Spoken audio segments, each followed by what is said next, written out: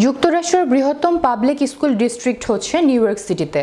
এর 1851টি elementary, middle এবং high স্কুলের 10,50,649 শিক্ষার্থী 7 সেপ্টেম্বর বৃহস্পতিবার ক্লাসে ফিরল।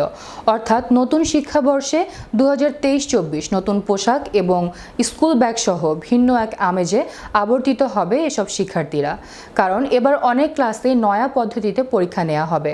করোনাকালীন ঘাটতি পুষিয়ে নিতে এমন ব্যবস্থা গ্রহণের কথা জানিয়েছেন শিক্ষা কর্তৃপক্ষ। এছাড়া নিরাপত্তার খাতিরে ক্লাস শুরুর পরেই এলিমেন্টারি স্কুলের দরজা তালাবন্ধ করা হবে।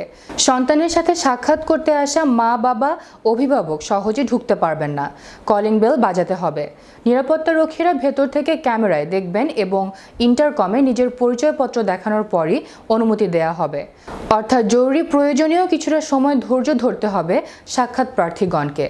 এটি একেবারেই অপরিচিত হলেও শিশু শিক্ষার্থীদের নিরাপত্তার খাতিরে সংশ্লিষ্ট সকলে সহযোগিতা দেবেন বলে সিটি মেয়র এরিক অ্যাডামস এবং স্কুলসমূহের চ্যান্সেলর ডেভিড ব্যাংকস আশা পোষণ করেছেন। এবার কয়েক হাজার শিক্ষার্থী ক্লাসে এলো যারা এদেশে এবং এই সিটিতে একেবারেই নতুন।